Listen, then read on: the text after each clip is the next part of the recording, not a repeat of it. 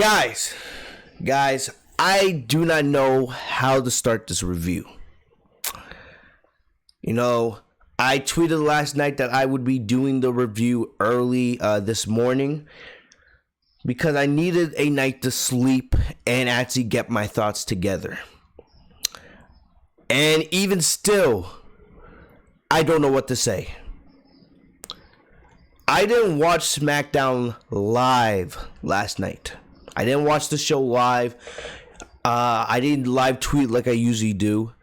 It wasn't until almost 10 o'clock when I actually turned on SmackDown to see what was going on. And I saw that, the SmackDown Tag Team title match between the New Day and Cesaro and Nakamura was main eventing the show.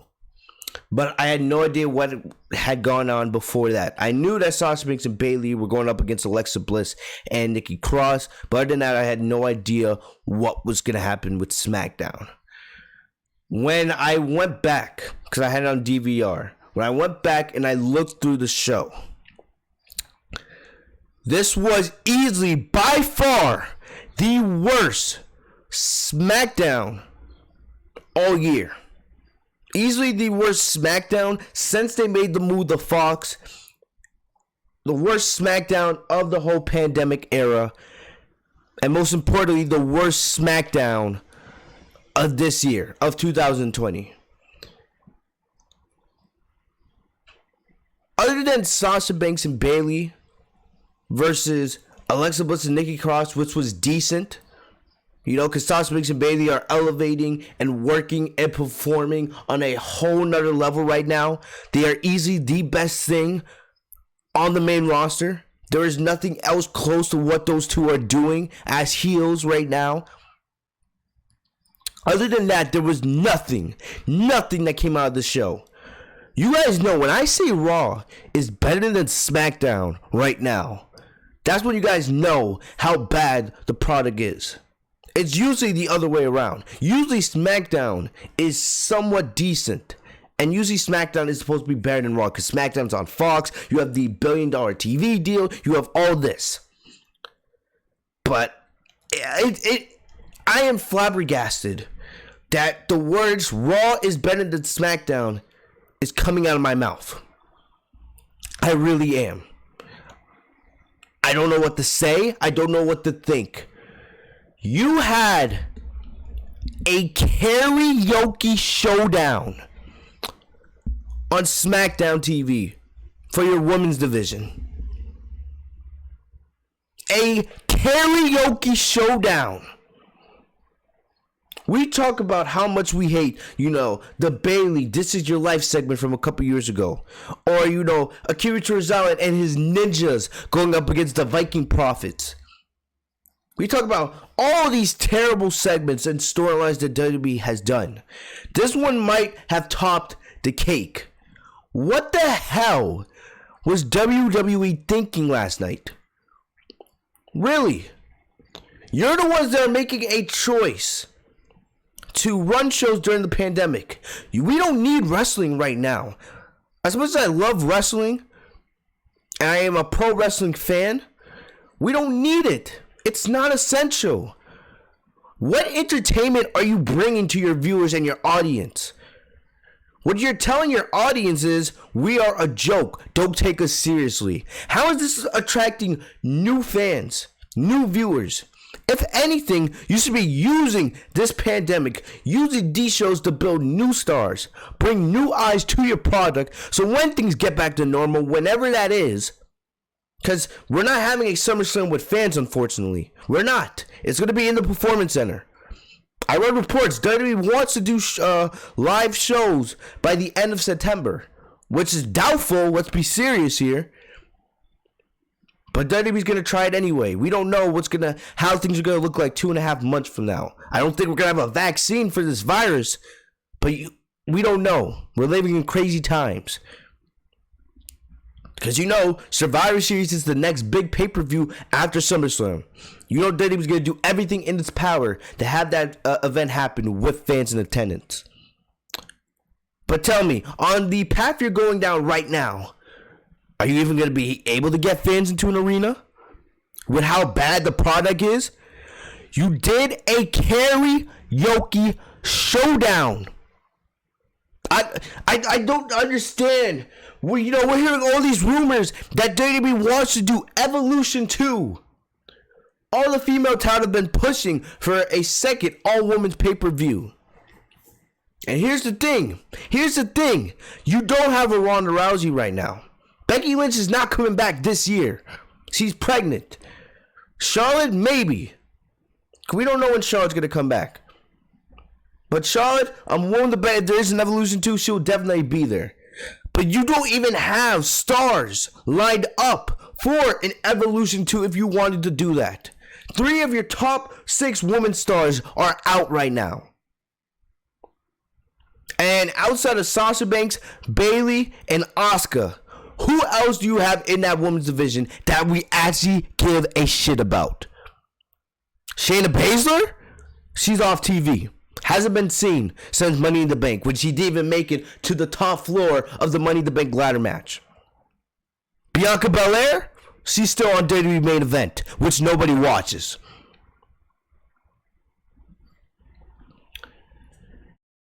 Rhea Ripley? Buried. But yeah, you want to do a karaoke showdown. That's the best thing you have for your women's division. Imagine, and I tweeted this last night after watching the karaoke segment. Imagine Sasha Banks, the best female wrestler in the world, being in a karaoke showdown. Imagine if that ever happened. Would you guys still be a fan of the product? I know I wouldn't. I would stop watching WWE altogether if that ever came true. Because that is disgusting and that is an insult. Yes, you guys know I have no care for Lacey Evans or Dana Brooke or Tamina. They all suck. But seriously, you want to have a all-women's pay-per-view, and this is what you're deciding to do. Instead of putting these women in matches to build up contenders, to build up names, to build up credibility for these stars, so that somebody could actually give a shit about them. You're putting them in a karaoke showdown? Really? That's the best thing for them, is being in a karaoke showdown. I don't know. When Paul Heyman was fired, people tried to say, oh, this could be a good thing. Give Bruce a chance. It's been a month now, and he hasn't done anything. SmackDown has gotten worse. Raw is, I can't even say Raw is decent. They had a decent show last Monday, but still, I don't know what to say, what to think. I don't. Bruce ain't getting the job done. I don't know whose decision it was to put Bruce in charge of both Raw and SmackDown. He is not doing a good job. A karaoke showdown, folks. You notice how I keep repeating that? A karaoke showdown. I can't wait to see the Young Bucks make fun of this on Being the Elite in the next couple weeks. It's disgusting. It's appalling. They should be embarrassed of themselves. It's like they just don't care anymore. It's like they just don't care anymore. Instead of putting up a Lacey Evans against a Naomi and a Tamina against Dana Brooke, even though I don't want to see those matches, you should be using that to build up their characters. To actually, help them get some wins. Become better. So we actually give a crap about them a little bit more. What did this do for them? What did this stupid ass karaoke showdown do for them? It didn't do nothing for them. It did nothing for the show. It did nothing for the women's division. I really want to know what goes on inside these creative meetings that makes WWE think, oh, let's put on a karaoke showdown. That's something people are going to want to see. Yeah, I tune in on a Friday night to watch Lacey Evans sing Jeff Jarrett's theme song. To see Tamina sing Triple H's theme song. Bobbing her head like she's some freaking rock star. What the hell was this, man? And then, not only that, the Jeff Hardy segment, you're putting Jeff Hardy in a bar fight against Sheamus? Why? At this point, you have overexposed and embarrassed Jeff Hardy with this storyline. You claim you are helping him. You claim that you're building up his character, but you are embarrassing and humiliating him at every turn. This is a guy who's trying to recover from alcohol abuse. And instead you want to put him in a bar fight, surrounded by everything that he's trying to get away from. And you think, what? That's going to help him. You are embarrassing and humiliating him week by week. And now it makes me hope that Jeff notices this.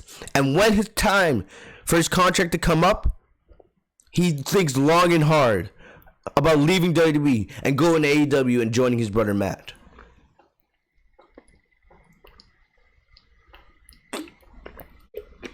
This show, man, like I said, when you make Raw look like the best of the main roster shows, and you see the garbage we have to deal with for 3 hours every single Monday, with Akira Tozawa and his ninjas and the Viking Prophets and all this other garbage. When you make Monday Night Raw look like the A show of the main roster, you know there's a problem. You know there is a big problem. SmackDown last night was absolutely disgusting. I just don't know what to say. I don't. You guys are really lucky. You know, I didn't record this last night right after SmackDown because I was a lot more angry. Luckily, I was able to get some sleep, but still, I can't wrap my head around it. I can't. Okay, guys, this is the Legit Shoot podcast. If you guys couldn't get that, you know, I just had to go into an opening, 10-minute rant. I usually call that the opening shoot. But this whole show last night, other than, Sasha and Bayley, was a shoot. This did almost nothing to build towards Extreme Rules. Nothing. But anyway, we're going to get right into it. I'm not going to waste any time. I'm not going to go through the whole, intro, because honestly, I don't want to be here. I honestly don't want to be here. I want to get, the review out to you guys, because I know you guys are asking for my thoughts, especially with how bad this show was last night. But let's get into it. So the show starts off with Miz TV with Miz and Morrison, and special guest Jeff Hardy. Basically, they showed a replay, highlights from Jeff Hardy's match with Sheamus from last month's Backlash, which was, a good match. I said they should have ended that storyline right there, but, they're continuing it because they have nothing better right now, right? WWE has almost nobody on SmackDown. Nobody on SmackDown. Roman Reigns is gone. I'm telling you, Bray Wyatt and Braun Strowman going to continue, for the rest of the summer. The Swan fight is it's just, the start. That thing is going to go through SummerSlam, maybe even Clash of Champions. Wyatt and Strowman, they're not ending their program anytime soon. WWE doesn't have anybody on SmackDown. Raw, they have a decent amount of talent over there on their main roster. But SmackDown, they have nobody. This is why you keep seeing these continuous feuds. Jeff Hardy and Sheamus should have ended at Backlash. Nobody's invested into it. At first, I thought, the story has a little bit of potential with what they were doing with the car accident. But now, seeing the directions that WWE has brought this, it is garbage. It is terrible. And it's doing nothing for Sheamus, and it's doing even worse for Jeff Hardy. Jeff Hardy got angry as Miz and Morrison kept poking at him. The Miz told him he was his daughter's favorite wrestler, but he said that his destructive lifestyle sets a bad example for young fans like her. It seems like every single week, WWE is just taking more and more digs. Like, a guy like me who knows how WWE works, I can notice this. The Miz stayed talking about how his daughter thought Jeff Hardy was his favorite wrestler. You know how much of a dig that is? Really? Because there's actually people who have turned on Jeff Hardy because of his destructive tendencies. I was one of those people. I want Jeff Hardy to get better. But I remember saying a couple months ago when he got into that last accident with the police at the gas station with the liquor store and all that. I went on a huge rant. I don't remember what review it was, but I went on a huge rant talking about how Jeff Hardy has messed up and how the guy really needs to get his life together. And I'm happy that he is. But WWE's doing no favors for him with this storyline. No favors at all. But The Miz was actually able to get a little bit serious at one point. Jeff Hardy talked about his demons and Sheamus and that, how the loss at Backlash bothered him. But he says he wants to put his past behind him, and that starts with beating the Celtic Warrior. Hardy says basically the same thing every single week. Like, come on. Then Miz and Morrison suggest that Sheamus and Jeff Hardy fight in a bar fight because it would be symbolic. But of course, Miz and Morrison being the heels, they were just trying to mock Jeff Hardy. They didn't really care about him getting better. And when I heard this, I was like, are you kidding me right now? We knew we were going to get another Jeff Hardy and Sheamus match. Because Jeff Hardy, he's the babyface. He has to get triumphant. He has to, beat down the bully Sheamus at some point. Prove that he can get over the demon known as Sheamus. But a bar fight? Does nobody understand how bad this is? Like I said, Jeff Hardy is a recovering addict. He's a recovering addict. In real life, I'm not talking about just storyline. In real life, he's actually trying to get away from alcohol and all these other demons. And you think it's smart to put him in the environment that got him in trouble in the first place. So you're going to put a bunch of alcohol around him.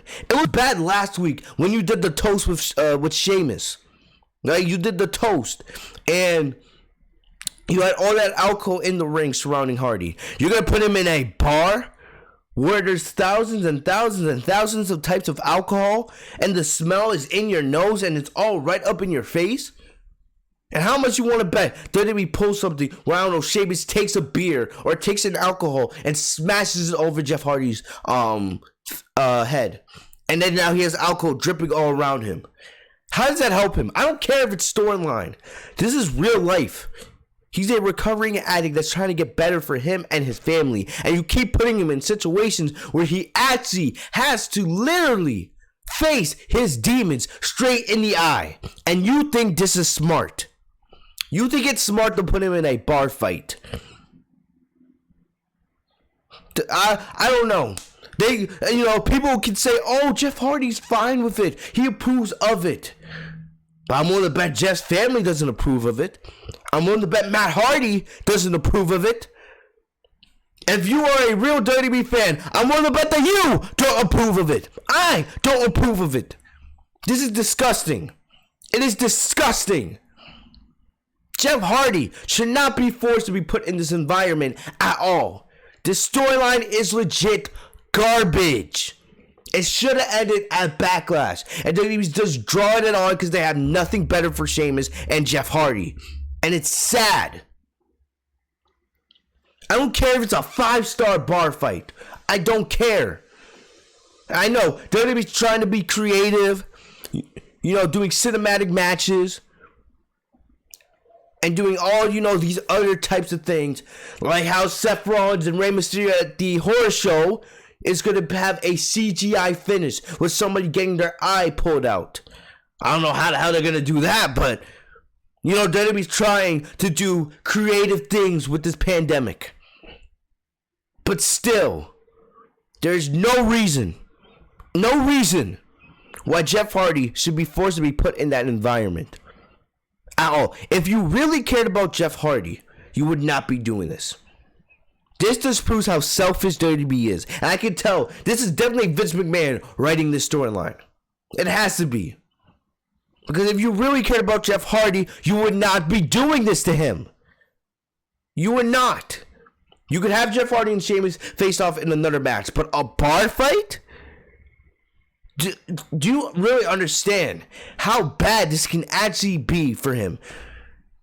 You claim that you're using this to build Jeff Hardy up and make him look like a bigger star. But to everybody else with common sense, you're embarrassing him and you're making him look like a complete fool. And it's sad. It really is sad. If I was Miz and Morrison and I, came to work and I was given a script and I was like, I have to go say this, I would go to management and be like, no, either change my lines or have someone else do the segment. Because at the end of the day, I would care enough for Jeff Hardy to know that this is not right. And if WWE forces you to do that, well, they can't. They can't. But if WWE tries to force you into it, just walk out.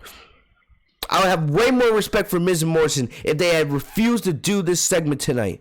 Instead of going out there and being, freaking D-Riders and going out and saying the crap they had to say last night. This was absolutely pathetic. And I'm telling you, this is going to do nothing to make Sheamus or Jeff Hardy look better at the end. Oh my gosh. I hate this so much. Hardy sounded sincere, and he was trying to give a real message about wanting to inspire other people who suffer from addiction by providing hope. But still, Hardy made a promise to never let his fans down again. And the thing about it is, I will say this, Jeff Hardy, he sounds real. He does. It doesn't sound like Jeff Hardy, the character, talking. It sounds like Jeff Hardy, the man, talking. The guy outside of WWE. In these promos, he sounds real. He's actually trying to get better.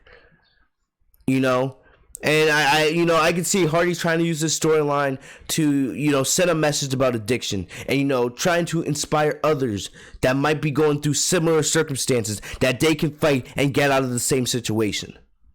But still, it is not right for him to be forced into this storyline. I don't care if Hardy gave them their blessing to do this. He should not be forced back into this type of environment. It is not right. It is not right at all. I hated this. I really did. This would lead, the Hardy getting pissed because Miz and Morrison kept poking him on.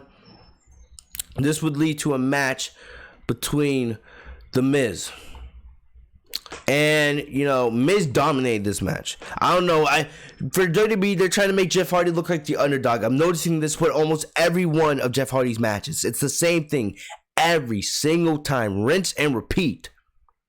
What they're doing here with Jeff Hardy. They have him get beat down by his opponent.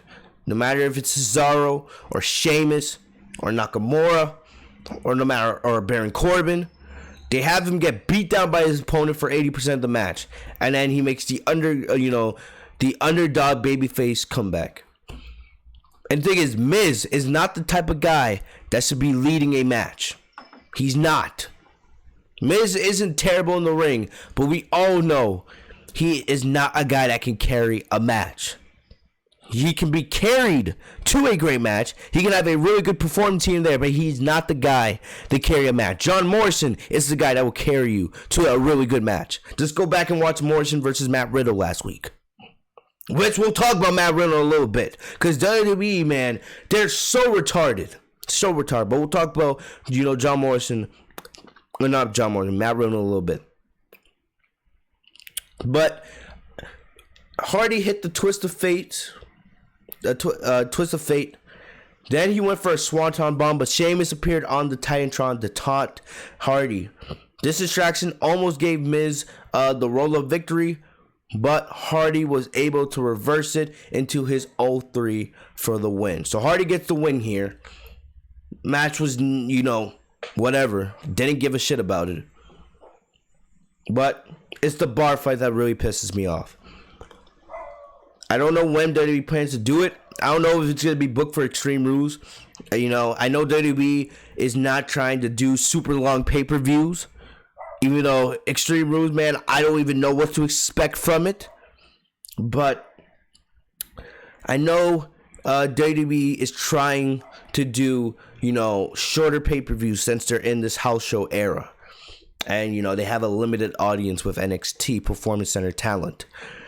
But I don't know if this match is going to be at Extreme Rules. It would make sense just because they're calling it the horror show, but I don't know. We'll just have to wait and see. Maybe it'll be next week on SmackDown. We know that Sheamus has been at home the last couple weeks. I'm willing to bet it's probably because he tested positive for the coronavirus and they're just, having him film segments.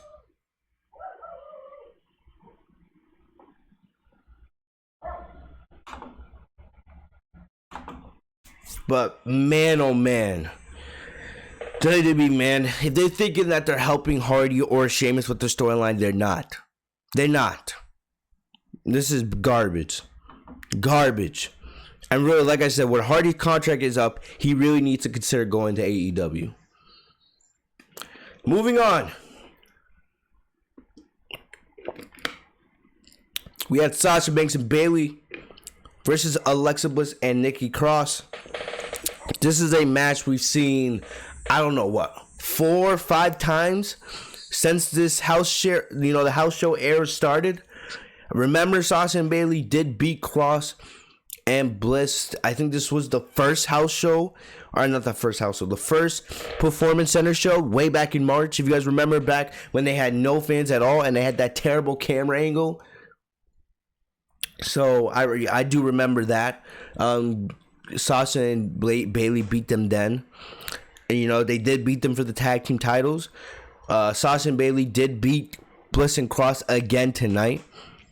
And I think they may have had another match. I think I'm thinking about Backlash when they had the Fatal 4-Way. But, we've seen this match over and over and over again. But, gotta be honest, this was the best part of the show. The show was bad tonight. The show was bad. But this was the best part of the show because Sasha Banks and Bayley are on another level. They have easily been the best thing on the main roster since this pandemic started. By far and away, they've been the best thing on the main roster. Consistently, they're, going on 3 shows, putting in great match after great match after great match, week by week by week. No matter if it's Bayley versus Asuka, Sasha Banks versus Io Shirai, or Sasha versus Kyrie, Sasha and Bayley against Nox and Blackheart. They've been putting in great matches every single week. They have truly been the workhorses of this pandemic era. They have been the MVPs for WWE during this time. And I know, some people you can find them obnoxious as heels, but they are doing great. And we still don't know what's happening with the whole Sasha and Bayley storyline. Well, it's eventually going to happen. Is it going to happen for SummerSlam? I don't know. I'm hearing rumors that WWE could potentially save it for Evolution 2. Because there's rumors saying Evolution 2 could be happening a week after SummerSlam. Either WWE's considering they're doing 2 weeks of SummerSlam, and it would be different. Like how WrestleMania was 2 shows in 1 weekend. WWE's considering doing SummerSlam over a span of 2 weekends. So 1 weekend we get SummerSlam Part 1, and then the weekend after that we would get SummerSlam Part 2, which I don't know how they would do that. Because basically that's not one pay-per-view. That's basically 2 different pay-per-views. It would be different if you'd be doing them back-to-back on, Saturday night and Sunday night. But if you're choosing to do them, over the span of 2 weeks, how does that make any sense? Remember, you still have your Raw, your SmackDown, you still gotta do your weekly television. So, I honestly don't know how WWE would even be able to do something like that. I don't. But we don't know what's happening with Sasha and Bayley. We don't know if we're still getting at SummerSlam. I'm thinking we are. But WWE might have to keep them together. Just because they have nothing else working in the women's division other than Asuka on Raw. And unless WWE was merging the women's divisions, we know that Sasha's not beating Asuka at Extreme Rules. That's most likely going to be used as the catalyst to finally start the Sasha and Bayley feud. But as Sasha and Bayley made their entrance, Bayley got attacked by Nikki Cross. Then Alexa Bliss and Sasha Banks start brawling. We come back from commercial and the match began. Basically, Sasha and Bayley had a really good 2-on-1 attack. by Nikki Cross. There was a point, and this just shows, how great Sasha Banks is, and why she's the best female wrestler in the world. Her wrestling IQ is on a whole nother level. You would never see an Alexa Bliss or a Charlotte or almost any superstar do something like this. So basically, Bayley and Sasha are double teaming Nikki Cross in the corner. And then basically, Sasha goes over and she starts teasing. Or no, I think Sasha and Bayley were attacking Bliss. I forget who. But then Sasha went over in the corner and started taunting her opponent. And then using this opportunity, because Sasha was already the legal, star in the match. Sasha goes over to taunt her opponent. So now the referee's trying to deal with that situation. Sasha directs Bayley, who is the non-legal partner, to keep attacking Bliss or Cross, whoever it was, in the corner. That is wrestling IQ right there. Sasha is so good as a heel, using the distraction to get the referee not to notice, to allow Bayley to get extra damage on her opponent. That's how smart Sasha Banks is. It's those little things that casuals would never notice.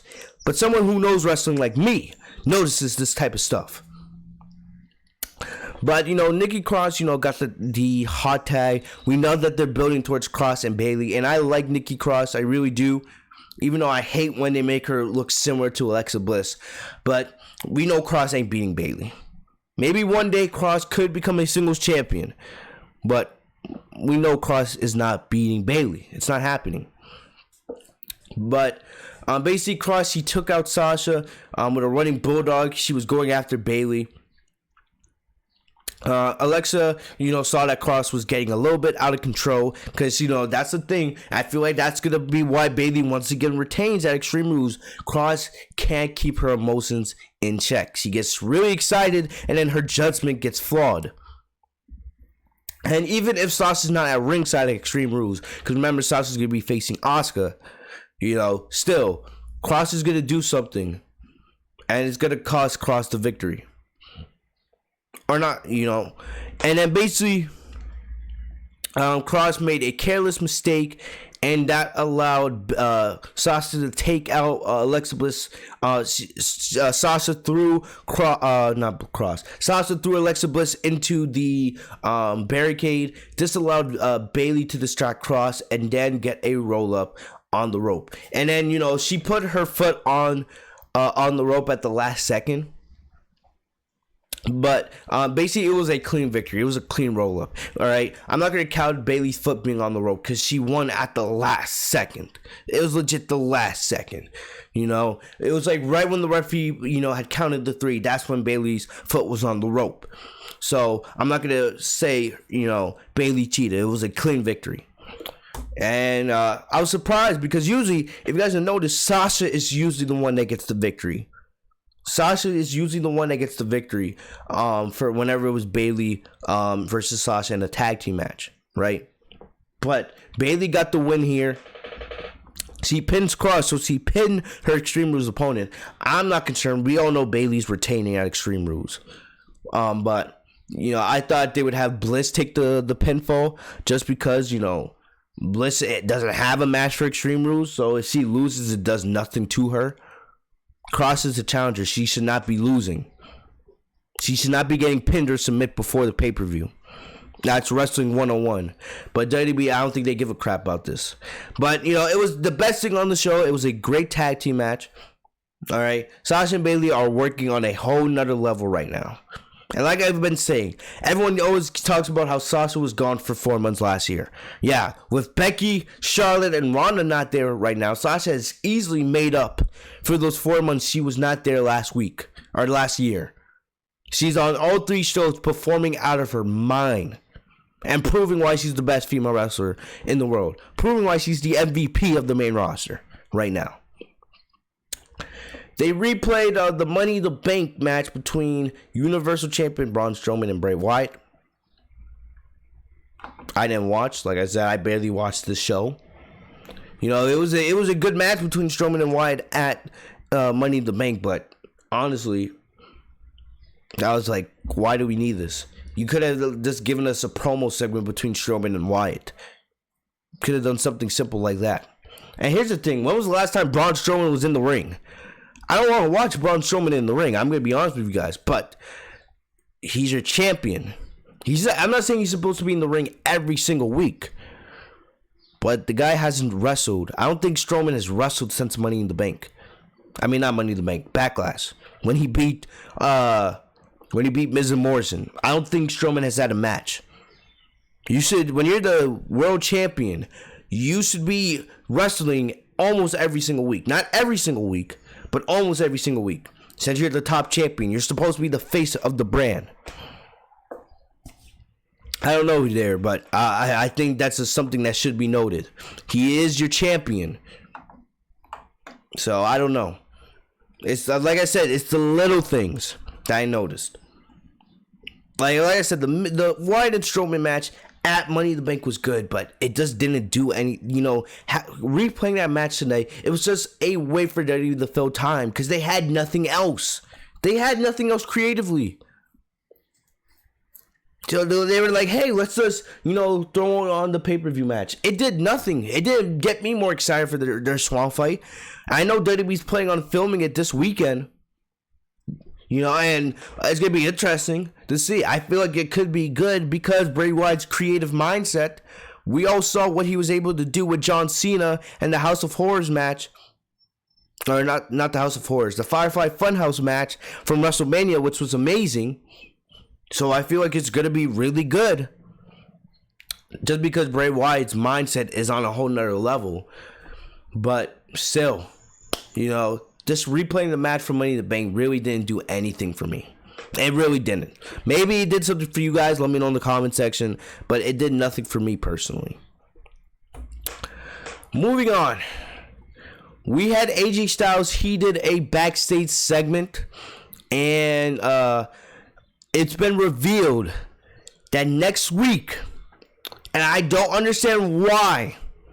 I really don't understand why WWE is doing this. Next week, we will be getting AJ Styles versus Matt Riddle in a Intercontinental Championship match. Oh my gosh, this company, man. This is what I'm talking about. It's like they don't care.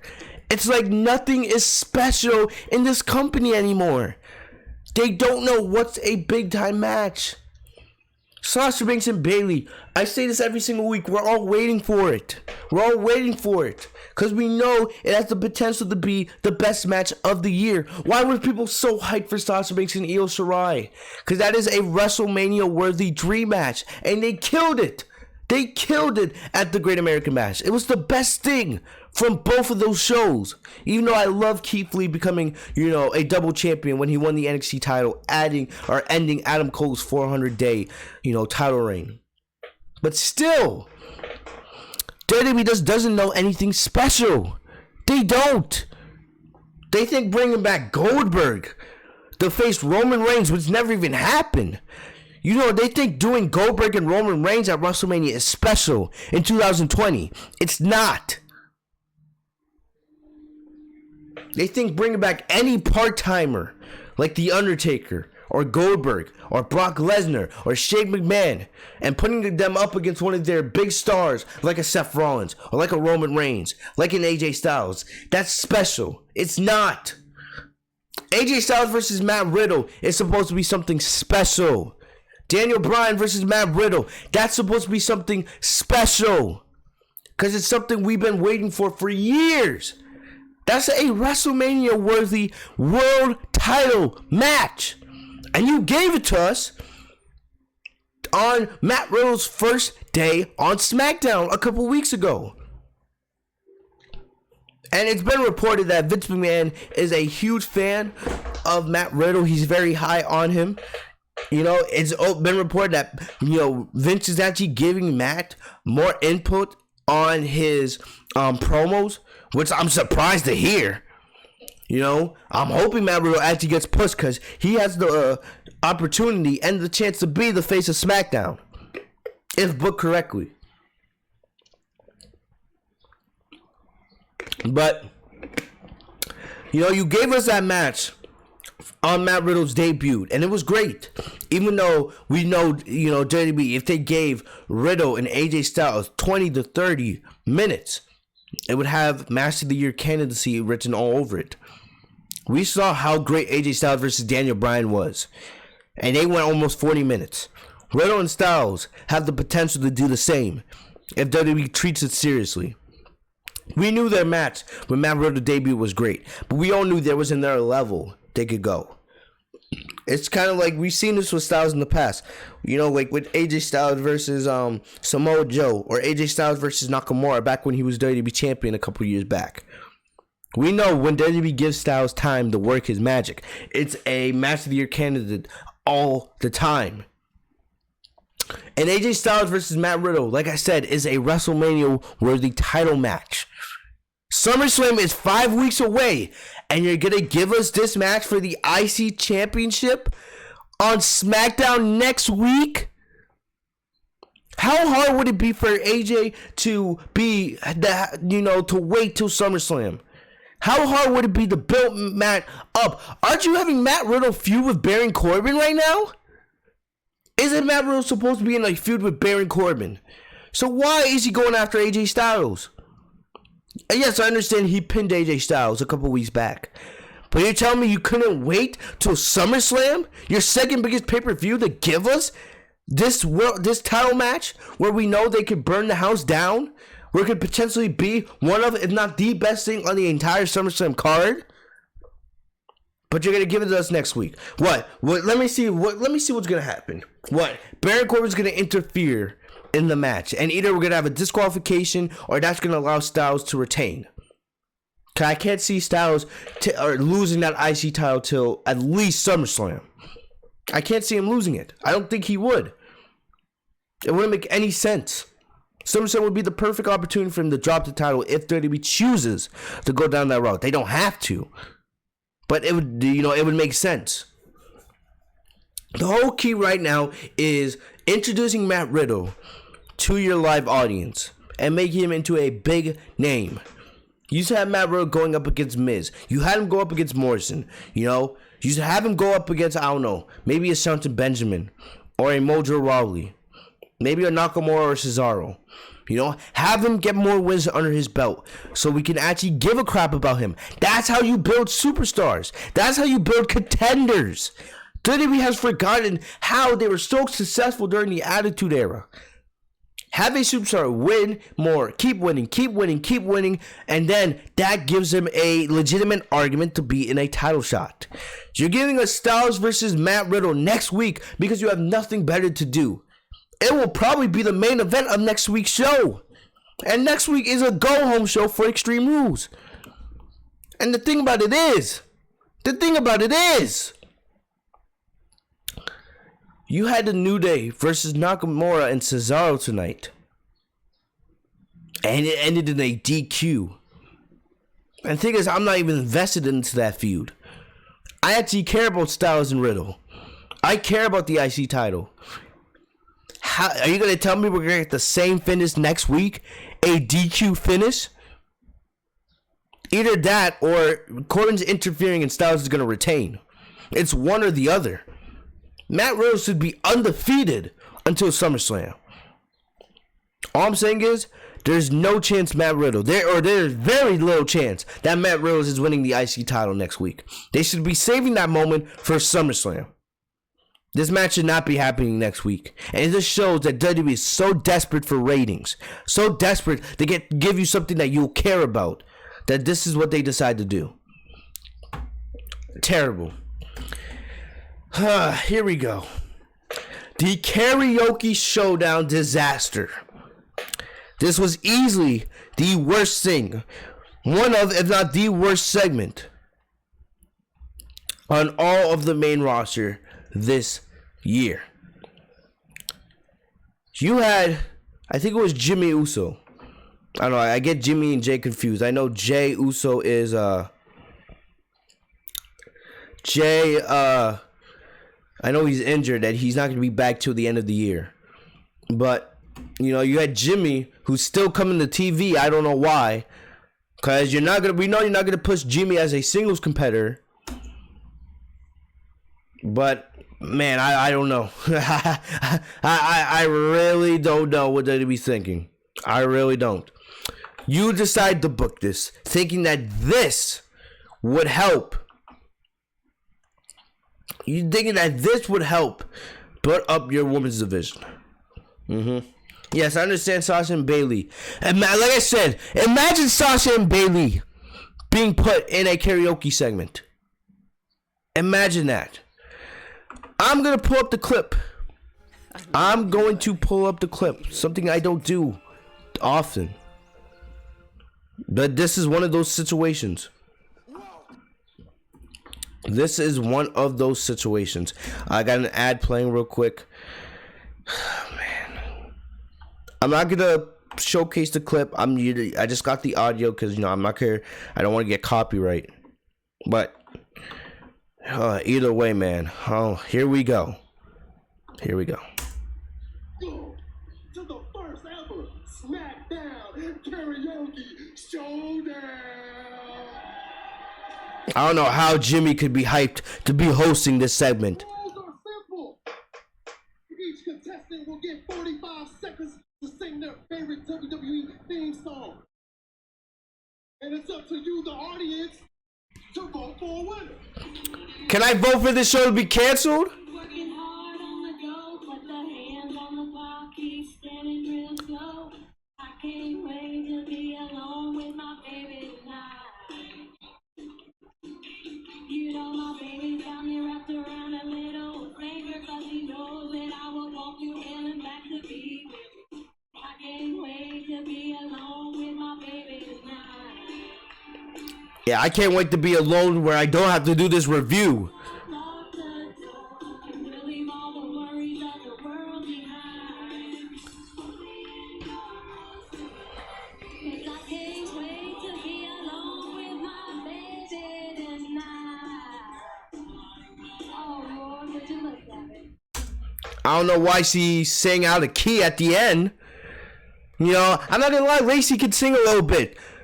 But you guys know how much I don't give a crap about Lacey Evans. You guys know how much I hate Lacey Evans. And you guys know I was never a fan of Jeff Jarrett. I'm not, like I said, Lacey should go in to have a singing career. I know a guy. I know a guy that can help her. She definitely sings better than her wrestling ability. That is 100%. 100% factual. She sings 1,000 times better than she does in the ring. Doesn't mean I want to see her sing in the ring every single week. But the thing is, this thing gets a lot worse before it gets better. Wow. Hey, give it up, Lacey Evans.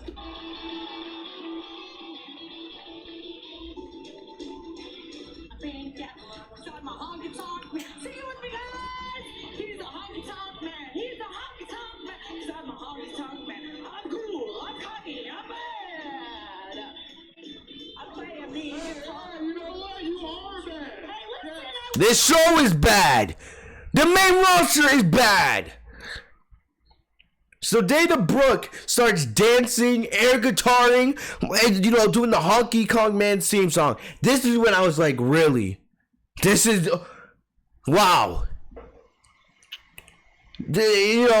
Luckily I don't give a crap about Dana Brooke. She's one of the worst in the entire women's division. So it's not like she's losing anything. But man, here's the thing I want to know. Did they actually have these superstars pick what theme song they want to do? Or did they just get randomly assigned a theme song? That's what I want to know. That's what I really want to know. I am very eager to find out that information. But, you thought Dana Brooke was bad. Wait till you hear what Tamina. This was.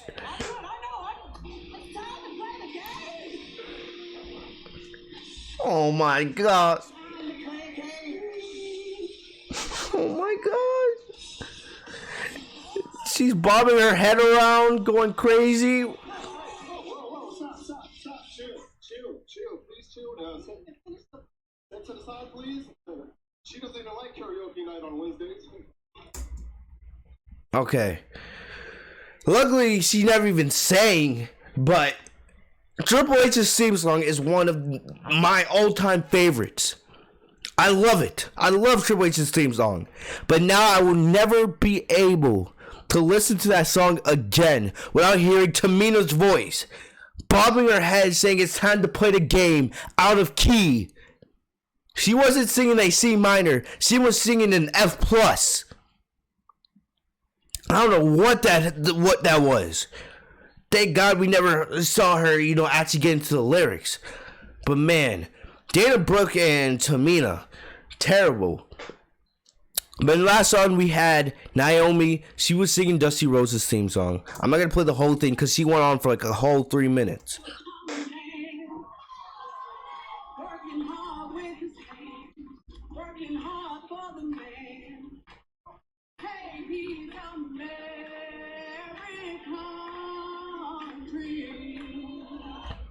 Alright, I'm not gonna, like I said, I'm not gonna play the rest of this. I'm just gonna skip through it.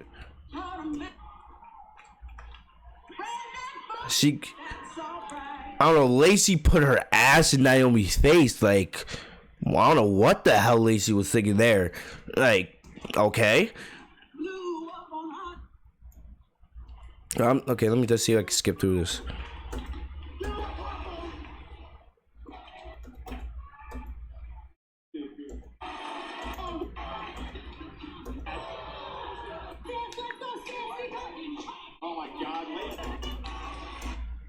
All right, so Naomi won, of course. Never, we all knew she was gonna win. But what did this do for her, for Lacey, for Naomi, for Dana Brooke, for Tamina? It did nothing for them. Afterwards, Lacey attacks Naomi. It seems like they are turning Lacey into a heel. Again, which, amen. Because Lacey is a far better heel than she is babyface. She still sucks. Don't get me wrong.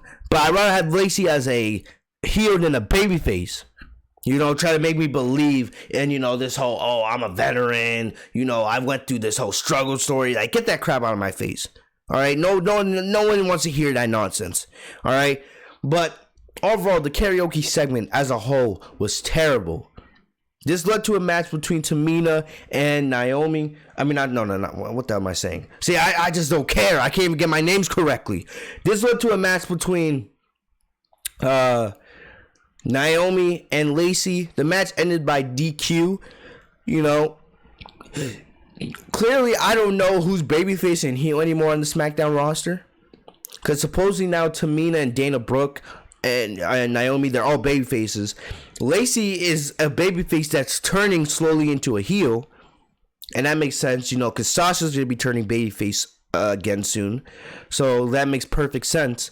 But still, this was a travesty. Honestly. Where's Sonya Deville? Where's Mandy Rose?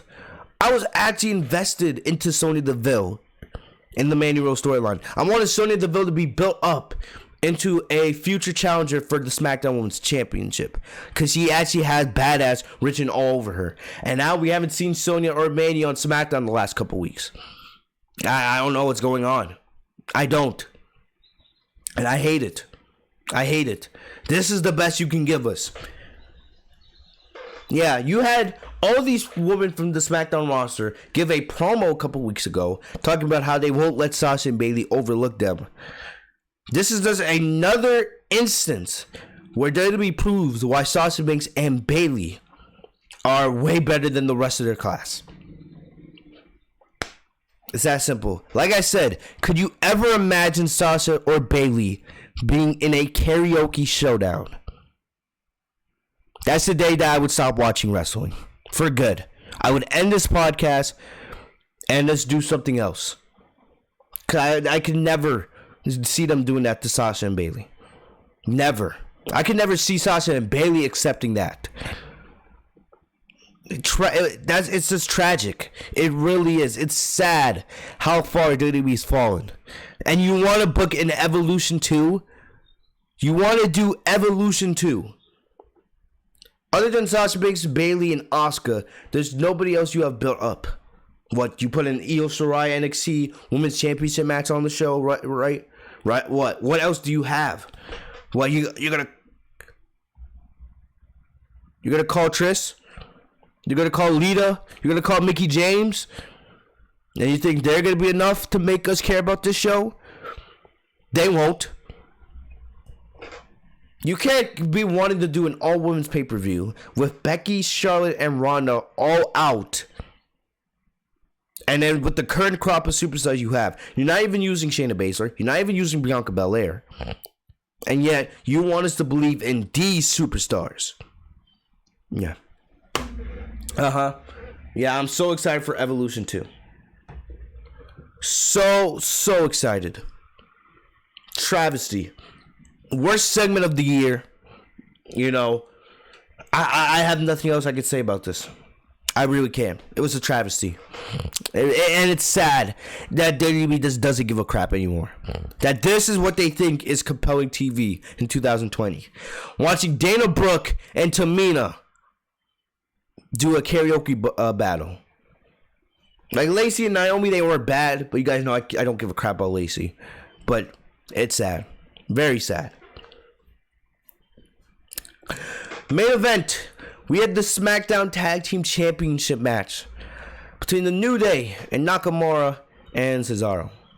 They've been building up Nakamura and Cesaro because they've had no other choice. What choice did they have? You have nobody else in your tag team division. This is for both Raw and SmackDown. This is why I'm always saying you need to merge your tag team divisions because there is no divisions. The Usos are out right now. You saw Jimmy. He's hosting karaoke battles to bring a paycheck home because his brother's at home, you know, recovering. They have nothing better for him. You know? Forgotten Sons, they truly are forgotten after what Riker did. You know, they're being repackaged as we speak, and we may never see them again. You know, you have, who else is on this show? Lucha House Party? No one ever treats them seriously. And, like, you know, I ran about the Raw Tag Team division, how you have no teams over there. WWE's care for tag team wrestling right now is abysmal. It is so bad. So bad. They have no care for tag team wrestling. And the same goes for NXT. NXT's tag team division is not looking good. And even though I think the Undisputed Era are being called up, especially now that Adam Cole is no longer NXT champion, there's really nothing else for Adam Cole to do in NXT.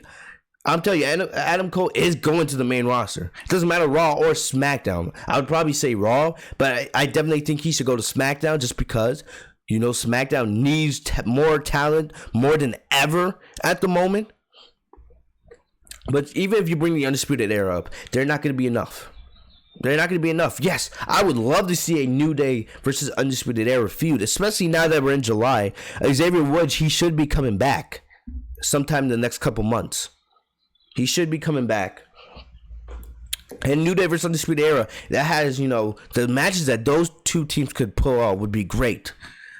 But right now, Undisputed Era is not going to be enough to save either one of the tag team divisions. Tag team wrestling, WWE, has never been this low. You know, you have all these teams that are injured, and all these teams that are not being, you know, not being used. Like AOP, injured. Usos, injured. The OC, going to Impact. Forgotten Sons, forgotten. The Viking Raiders, they care more about bowling and eating turkey legs than wrestling. Just merge the tag team divisions, bro. Just merge the tag team divisions at this point. It would be best for everybody. But we had the New Day versus Nakamura and Cesaro. Most likely this happened tonight because, you know, they're not going to have room to put on the pay-per-view because they don't want to make it into a super long show. But, man, you advertise this as your main event. Advertise this as a tag team title match. And the match ended with a DQ. A DQ. I don't get it. I don't get it. You built this up as your main event because you're not doing it at the pay-per-view. And how does the match end? A DQ. Big E got frustrated and went after Cesaro. The referee could not get control, so he had no choice but to, you know, DQ the match. You know, New Day retained their titles just because they, you know, the only way they could lose their titles in that situation is by pinfall or submission. After the match, Cesaro and Nakamura, they did a double team move where they powerbombed Kofi off of the top rope onto Biggie through a table, which was a really cool looking spot. But at that point, I was just like, you just gave us the DQ finish. No one's going to give a shit. No one's going to give a shit. Like, maybe if you didn't do a DQ finish, if, like, let's just say the New Day won and you wanted to do this after the match to continue the feud, fine. But the DQ finish, it's just like, wow. And this was your main event. Maybe I would be thinking about this a little bit differently if this happened earlier in the show, but this was your main event. I hate DQ finishes in general.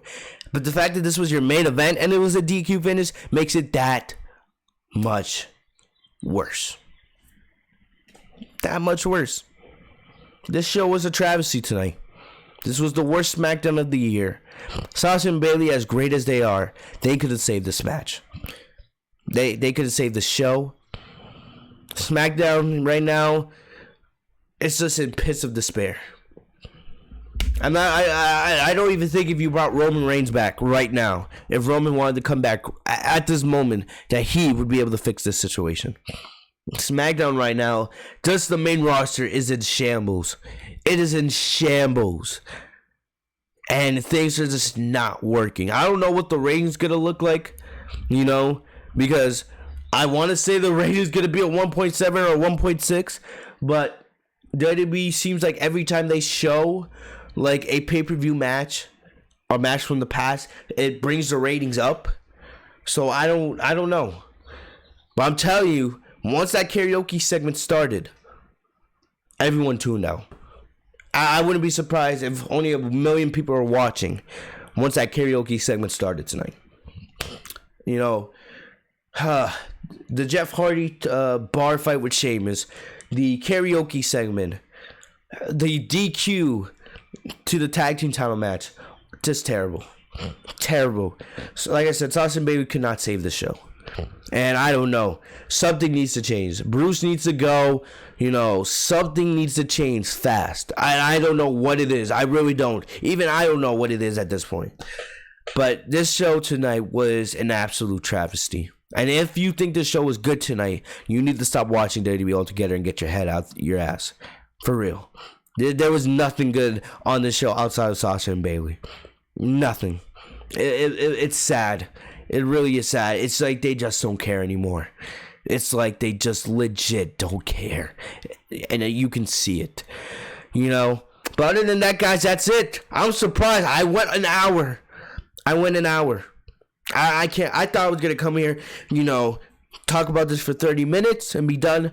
But I was so heated after watching, them announce the bar fight and the karaoke segment that I somehow found a way to go an hour. So, hopefully you guys enjoyed, make sure to share it out, guys. Like the video, please. Please like the video. It really helps push the video into the recommended section and gets more eyes to the podcast. Make sure to comment and subscribe. You guys are new to the channel. Enable notifications by clicking the bar next to my name, Fitzpunk TV, so you guys are notified every time I post a new video, guys. Stay safe and healthy, man. If anything, hopefully I was able to provide you guys more entertainment than SmackDown did last night. And I'm going to keep doing it. I'll be right back here Monday with the Monday Night Raw review. Next week's going to be a big week, we got the Monday Night Raw review. We have NXT, Tegan Nox versus Io Shirai. I am very excited for that match. We also have Extreme Rules preview and predictions. Then we have SmackDown again next week, praying that it will be better than the show this week. It definitely will be, because they can't get much worse than what we saw tonight. And then we have Extreme Rules, the horror show, next Sunday night, which we will be doing a live reaction to and a review. So lots of content in the next week, guys. Go check out my Raw review if you guys haven't already. Let me know what you guys think, guys. Stay safe and healthy as we continue to navigate through these confusing times. But I'll see you guys later. Have a great night, guys. Peace.